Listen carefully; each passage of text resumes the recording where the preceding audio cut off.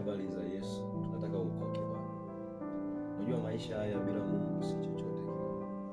Unahitaji uokoke Bwana. Sawa. Unahitaji uokoke Bwana, mpokee Yesu awe Bwana na Mwokozi wako.